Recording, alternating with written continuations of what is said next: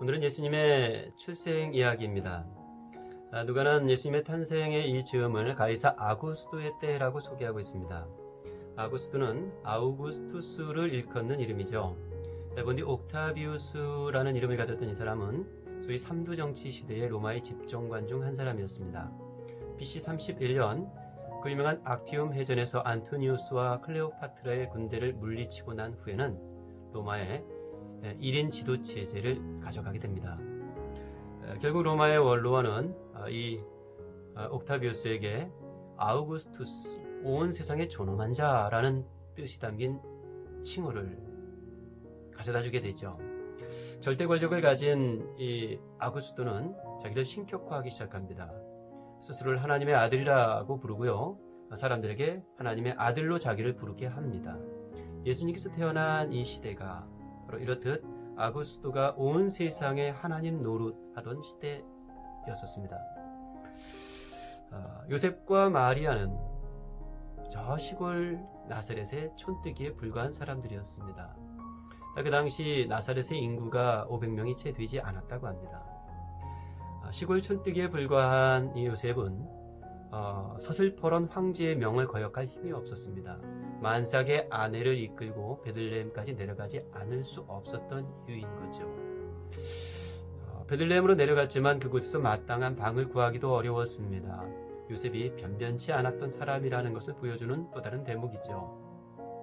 결국 마국간의 짐을 풀고 만삭의 몸인 마리아가 그곳에서 아이를 낳습니다. 태어난 아이를 강보에 쌓아서 짐승들의 먹이통인 구유에 누입니다. 여러분, 어느 아비와 어느 어미가 갓 태어난 아이를 짐승들의 먹이통에 누이고 싶겠습니까? 더 좋은 방에 더 좋은 옷을 입혀서 더 좋은 침대에 누이고 싶은 것이 어미와 아비의 마음일 겁니다. 요셉과 마리아의 마음이 더없이 안타까웠겠죠. 그런 묵상을 좀 해보았습니다. 그게 요셉과 마리아의 안타까움만은 아니었을 거다. 하늘에서 이 모습을 지켜보는 하나님의 마음은 어땠을까?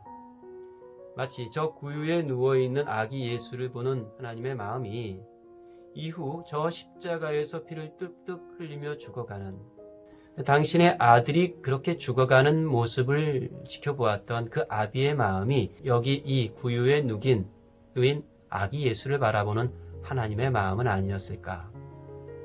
아기 예수의 탄생 소식은 우리에게 기쁨인 것이 틀림이 없지만 그 기쁨은 하나님의 아픔을 안고 찾아온 기쁨이라는 걸 잊지 않아야겠습니다. 소홀하게 여길, 가볍게 여길 기쁨이 아니라는 뜻입니다. 자, 이 소식이 목자들에게 전해집니다. 목자들이란 우리가 이미지를 갖고 있듯이 그렇게 좋은 사람들이 아니었습니다. 그 시대에. 그들은 천한 사람들이었고 거짓말을 많이 하는 사람들이었고 속여먹는 사람들이었고 그랬습니다. 그래서 그 당시 목자들은 법정에서의 증언도 효력을 갖지 못했었습니다. 그런데 천사가 그 목자들에게 찾아가서 이 소식을 전하는 거예요. 그것도 어마어마한 소식을 전하는 겁니다. 온 백성에게 미칠 큰 기쁨의 좋은 소식 말입니다. 큰 기쁨의 좋은 소식이라는 것은 복음을 뜻합니다. 유앙겔리온. 자, 이 말은 실은 이 들판에서보다 먼저 황제의 궁궐에서 쓰이던 말이었습니다. 왕의 생일날 유앙겔리온 외쳤습니다. 황제의 왕자가 태어났을 때 그들은 유앙겔리온, 큰 기쁨의 좋은 소식을 외치기도 했었습니다. 지금 여기 구유에 누인 아기라거나 여기 이 들판에 저 천한 목자들이 입에 올릴 말이 아니었던 거죠. 그런데 천사들은 저 들판의 천한 목자들에게 찾아가 저 구유에 누인 초라한 아기의 소식을 유앙겔리온, 큰 기쁨의 좋은 소식이라고 말합니다. 그리고는 천군 천사들과 함께 어마어마한 찬양을 울려 퍼지게 합니다. 지극히 높은 곳에서는 하나님께 영광이요, 땅에서는 하나님의 기뻐하심을 입은 사람들 중에 평화로다. 천군과 천사들이 동원한 노래였으니까 황홀한 찬양이었을 겁니다. 하지만 그 황홀한 찬양이 펼쳐지는 이 무대는 초라하기 짝이 없습니다. 도무지 어울리지 않습니다. 어울리지 않는 출생이고 어울리지 않는 사람들에게 전해진 소식이고 지금 이 무대 자체가 어울리지 않는 상황입니다. 그 어울리지 않음의 기쁜 소식이 찾아왔습니다. 자, 천사들이 이 목자들을 보내면서 이 구유에 누인 아기가 이 소식의 표적이 되리라 그랬습니다. 그 말을 믿고 그 하나의 표적만을 믿고 목자들이 달려갑니다. 세상에.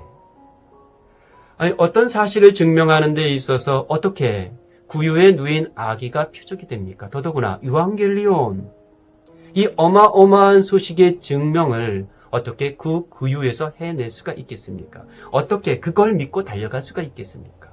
그런데 목자들이 그 구유에 누인 아기의 표적 하나를 보고 달려갑니다. 왜 하나님께서 천사들을 목자에게 보냈는지를 알 수 있게 하는 대목입니다.